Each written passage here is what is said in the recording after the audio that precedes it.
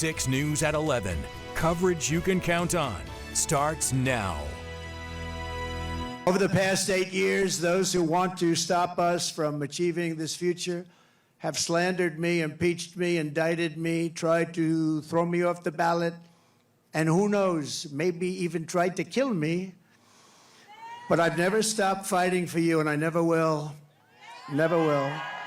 Never gonna stop.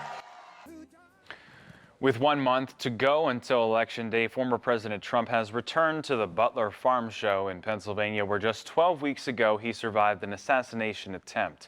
Here's Addison Albert from our sister station on what happened tonight. Crowds were tightly packed. Our Jonathan O'Halloran was also at the rally. He heard from supporters on how they say the first assassination attempt on the former president impacted them. A different feeling among supporters of former President Trump. Vice presidential candidate J.D. Vance is scheduled to be in our area next weekend. According to a release, Vance will be speaking next Saturday, October 12th at 1 p.m. in Johnstown at the JWF Industries facility. The release states that the doors are set to open at 10 a.m. Stay with us on air and online at WJACTV.com as we continue to cover the lead up to the election this November. Kamala Harris is in North Carolina today to survey the impacts of Helene. There, the vice president met with Governor Roy Cooper and other officials and received updates on recovery efforts. She also announced additional disaster declaration designations and promised to work with Congress for additional funds. We are looking forward to working with our congressional partners. And Congresswoman, you've been a great leader, to work with your colleagues, as you always do, so that we can get Congress to also issue the resources that FEMA will need to be an active and resourced federal partner with all of you on the ground at the state and local level. Harris's visit comes one day after Trump campaigned in North Carolina. She was also in Georgia earlier in the week, distributing meals and speaking with victims of Helene. Today, Penn State football hosted its first Big Ten opponent from the West Coast. Jared Parker was at Beaver Stadium as the Nittany Lions aim to stay undefeated. Saturday afternoon, Penn State hosted UCLA. A woman is dead after state police say she was ejected from her vehicle in Bedford County this morning.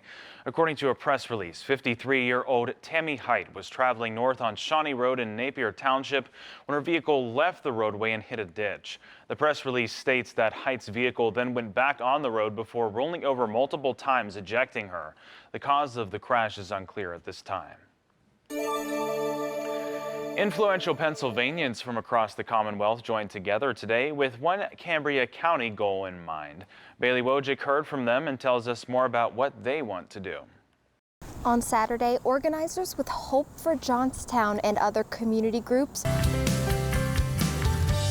A walk to end Alzheimer's happened earlier today in Altoona. Organizers say it started at 10 a.m. at the Altoona Curve with an opening ceremony. Development Manager Dan Colby says this is a pivotal moment in the fight against Alzheimer's.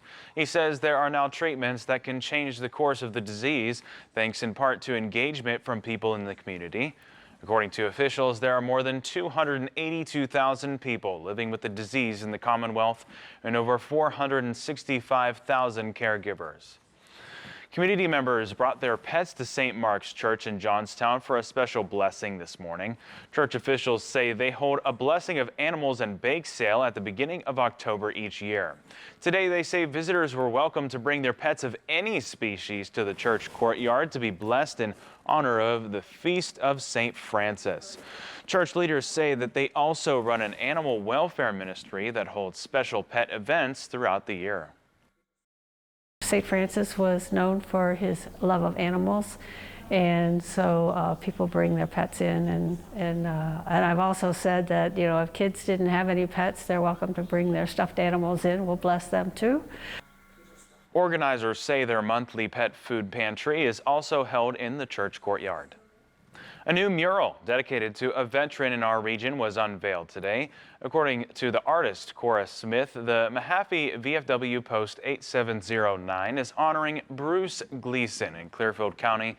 Smith says the mural is a painted reproduction of a flag that was donated to the VFW by Gleason, his family, and other local veterans.